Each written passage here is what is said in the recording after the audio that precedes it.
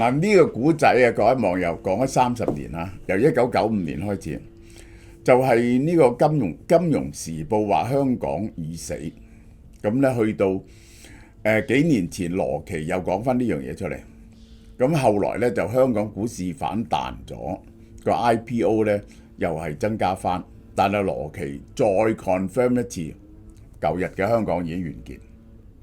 今晚我只係想飲碗熱湯，呢種感覺係久違嘅屋企味道。終於喺呢碗湯入面，我尋回家嘅溫暖。本港製造，無添加，不含防腐劑，想隨時都飲到住家湯嘅味道，快啲嚟俏貓貓超市買啦！好啦，嗱，最後3日嚇，100蚊4包嚇，就翻去8折㗎啦，50幾蚊一包8折，即係40蚊一包咯，即係100蚊2包半咯，呢個係好好飲，大家飲過就知道好犀利，呢個就係。好啦，咁就仲有呢幾日仲有特價減嘅嘢，好平嘅，就係 Forbio 嘅腦消樂，幫助你抵抗腦退化嘅。呢個血糖樂嚇60蚊啫，唔講你唔信。呢個100% 非魚油 Omega 11 88蚊啫，我哋呢啲嘢抵到你唔信，就會翻去8折，就係繼續送明市啊，送埋呢幾日啦，就停落嚟噶啦，送明市就嚇。好啦。講呢句嘢嘅人咧，一直係支持中國。點解咁重要呢？羅奇啊，係前 Morgan Stanley 嘅前亞洲區主席。呢個人係長期研究中國，長期對中國嘅問題，中國非常 bullish， 即係非常睇好中國嘅。長期居於香港，佢覺得香港係佢嘅第二個家。所以佢嘅評論，而且當然啦，佢係權威嚟㗎，即係佢處理呢個中國投資同 MSCI 指數咧係權威嚟㗎，啊！佢一講嘢咧就全世界都留意。1995年嗰陣時，啲人就預言香港已經會死，因為97後咧香港會沒落，因為咧法治消失，商業中心咧就會消失。結果香港繁榮咗20年嚇，其實個繁榮20年咧就應該咁講，準確啲嚟講咧，繁榮到97年之後咧就去到2003年反彈，一路去到2019年，繁榮咗16年。中國喺2000年加入 WTO， 大量內企上市，香港金融高速增長。港交所嘅 IPO 多年全球第一，香港係壓過咗倫敦嘅，呢個係真正嘅原因咧？點解呢？就係中國高速增長，香港就連接世界嘅橋梁，世界嘅資金走嚟香港投資中國企業，香港受惠。舊日嘅香港唔係淨係靠中國。係服務全球嘅，係全球金融經濟嘅一個重要嘅樞紐。2024年，羅奇話 ：It pains me to admit it， 佢令我痛心嘅。香港 over， 因為恒指啊嘅落後，長期落後於全球主要市場。即係咧，我哋要睇下恒指嘅表現。真係咧，你唔相信嘅恒指嘅表現係咁差。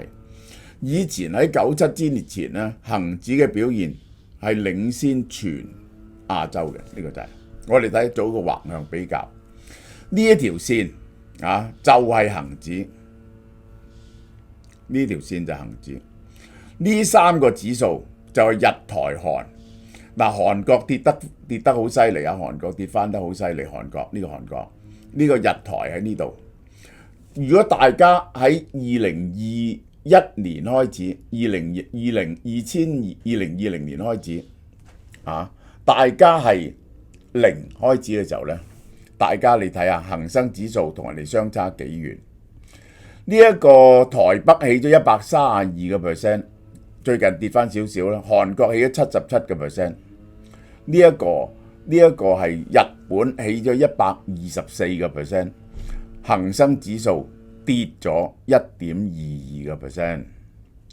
2025年咧喺呢度恒指反彈咗，2025年恒指反彈咗，由15,000點反彈翻上2萬幾點，呢個就係喺過去20年唯一 sizable 嘅反彈啦。其實喺呢個90幾年嗰時，我哋恒指已經係呢個係試過98年到97、98年試過4萬點噶啦，咁咧就係反彈過一次，咁咧就係於是咧有好多 IPO 市場突然之間 IPO， 剛啱先至即係有啲好大嘅 IPO 嚟香港上市嘅，就嚟輸煙應該係2025年全球第一119宗2858億，2026年繼續全球第二。點解全球第二呢？就因為呢個整一間 SpaceX 咧已經係你唔能夠度噶啦，美國咧係遙遙領前啦。咁我就要問點解香港嘅 IPO 復甦呢？就好簡單，因為呢以前嗰啲中國股票嗰啲 startup 就係去美國上市，咁咧就可以套翻美金咧直接。咁去美國上市咧個市場咧就最 flexible 嘅，最大嘅市場咧世界上。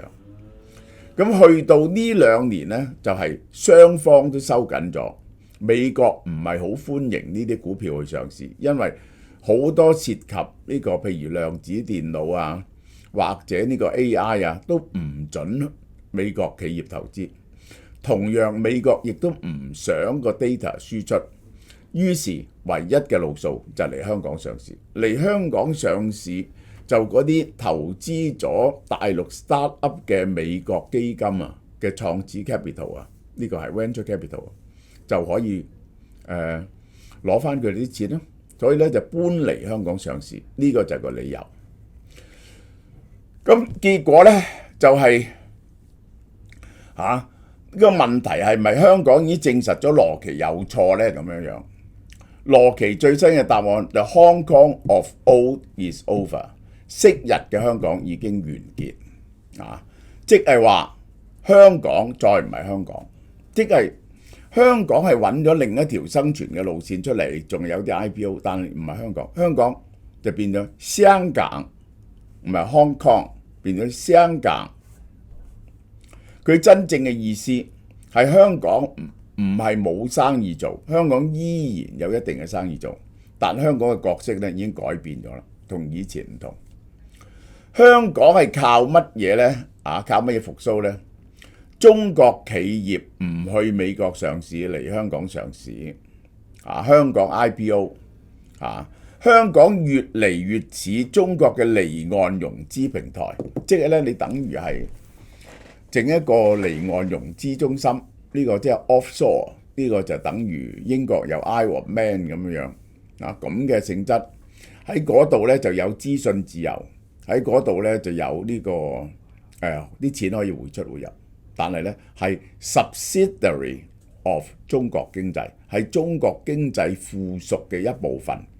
佢係有一定特色嘅中國經城市，但係佢係完全係附屬於中國經濟，再唔係世界經濟嘅一部分。最重要嘅總額證據咧，唔係 IPO 總額，而係睇架構，唔好睇排名。發行人嘅來源冚唪唥係大陸做嘅，冚唪唥係大陸公司、4大銀行呢啲做嘅，冇得國際大行做嘅。資金來源大部分 subscribe 嘅都係大陸資金自己 subscribe 翻，或者香港嘅國企，或者海外嘅華人團體。海外基金好少，國際企業嘅比例好少。我啲朋友咧做 IPO 嘅，做咗30年、30-40年嘅，佢話佢哋根本冇得做，而家係全部係俾呢一個係大陸嗰啲企業霸晒。大陸企業咧幫襯翻自己人嘅 investment bank underwriting， 大陸嘅人嚟香港做嘅律師樓做，就唔俾你啲國際大律師樓做，核數師呢啲全部都係如此。呢個就係國際嘅參與度係大幅度減少，變咗係一個香港，即係大陸有3笪上市地方，而家就係上海、深圳、香港。呢個就係香港係嗰個股票嘅成分啊，係90%以上係大陸股票。世界香港呢個同埋呢個中國係脫咗鈎。以前咧係兩邊都服務，而家服務一邊，完全屬於中國嘅。呢個係個資金嘅來源越嚟越單一。呢個我哋可以睇到嘅，呢個係嗱呢個表你就睇得清楚。呢一個係日台韓幾個國家，就等於以前嘅香港，佢嘅指數呢係同美國市場聯動嘅。香港脫離咗呢個，係同中國市場聯動嘅，因為中國嘅股市過去呢10年都唔升。呢個香港嘅股市亦都唔升，香港股市係中國股市嘅一部分，呢個就係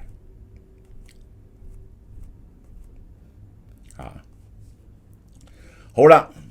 倫敦呢個靠香港唔係問題呢一個紐約全部呢啲金融中心都係有腹地嘅。紐約係美國啦，倫敦就係歐洲啦，呢個就係新加坡係東南亞啦，香港係中國啦。但係靠中國唔係問題，問題係你有冇特別嘅橋梁嘅價值？呢個係即係你係唔係夠獨特，而嗰個獨特性係大陸嘅城市唔能夠取代嘅。香港要保住世界同中國之間嘅不可取代嘅位置係做唔到，你就唔可以有個日價，唔可以有個日價你就唔值得咁多錢。香港嘅寫字樓啊，我早2日咪同大家講嘅，由190幾蚊一年美金一年一尺，跌到落120幾蚊。呢個2017年嗰陣時，我哋190幾蚊嗰時呢，新加坡77蚊啫。香港呢係新加坡嘅2倍半嘅寫字樓。香港因為佢嘅不可取代嘅稀缺性，所以個寫字樓咁貴。雖然嗰啲住宅亦都好貴，喺香港經營成本好貴。到咗今年呢，香港係120幾蚊，香港跌咗40%個甲級寫字樓嘅價錢。呢個新加坡呢係起咗60幾個%，110幾蚊，雙方呢只係爭10% 啫。香港再冇咗呢種獨特嘅呢一個同中國若即若離嘅關係，佢有佢法律上嘅獨特性、結構上嘅獨特性，呢樣嘢消失咗，因此個日價消失咗。香港咁跟住落嚟會點呢？我哋就會服從大陸嘅經濟，所以香港話香港嘅經濟唔會好，就因為大陸嘅經濟唔會好。真正嘅答案，我哋過多幾年再話俾你聽。唔係內地企業有冇嚟香港上市，有幾多國際資金參加，區域總部嘅數目，有幾多國際人才嚟香港，同個制度嘅信心。IPO 證明香港仲有啲生意做，但係能唔能夠維持國際金融中心呢？要睇個結構性嘅變化，唔係集資集幾多嘅問題。好啦，有一樣新嘢推出啦，深海熒光魷魚，來自日本兵庫縣季節嘅刺身級嘅熒光魷魚，100 gram 正式登場。呢個樣嘢新鮮喎，呢個第一次帶嚟俾大家。日本直送極致鮮甜，每一口都極致爆汁，肉汁鮮嫩又帶有 Q 彈口感，簡單搭配芥末醬油或者配搭特汁醬油，即刻化身頂級嘅屋企嘅居酒屋小菜，絕對係晚飯下酒嘅涼拌。食法有幾款可以刺身啦，解凍即食啦，好鮮甜。居酒屋風味串燒啦，呢一個係輕輕烤下佢，香味四溢，愛嚟整意粉啦，加入蒜香橄欖油拌意粉，口感超級豐富。原價68蚊，試食價55蚊，淨可以喺門市買唔送嘅。呢個係小餅魚嚼月，中有蘇與儀。今年中秋，俏貓貓超市為大家帶嚟頂級嘅香港製造、絕無添加嘅嘉麟金月同埋月餅系列。不論係鍾情傳統嘅雙黃白蓮蓉，還係追求新穎嘅流心麻薯口感，我哋都能夠滿足大家嘅味蕾。雙黃白蓮蓉月餅當然係傳統之選啦，選用大碼嘅鹹蛋黃，口感香濃豐厚，白蓮蓉細滑不膩，甜度適中，令人回味。每盒4個，早鳥優惠，原價288，優惠價198，送俾長輩最穩陣。驚喜人氣口味，迷你黑芝麻軟心月餅。一打開就聞到超濃郁嘅黑芝麻香，軟心口感絲滑，芝麻香味滲入。每盒8個，早鳥優惠198蚊，原價288。今年最紅嘅就係開心果化身月餅，配埋超煙韌嘅麻薯，層次感爆棚，網紅打卡必備。迷你開心果麻薯月餅，每盒8個，早鳥優惠238，原價368。邪惡流心系列迷你流心奶黃月餅，經典中嘅經典，黃金比例流心，微波爐輕輕叮一叮，直情係爆漿感受。奶黃香氣撲鼻，每盒8個，必搶價208蚊，原價338。仲有迷你抹茶流心奶黃月餅，甘甜嘅抹茶遇上流心嘅奶黃，抹茶嘅茶香，完美平衡嘅甜度，食多幾件都唔怕膩。每盒8個，早鳥優惠198，原價288。所有月餅喺網上門市都接受預訂，即日至售完為止。攞貨日期係9月11號至9月14號。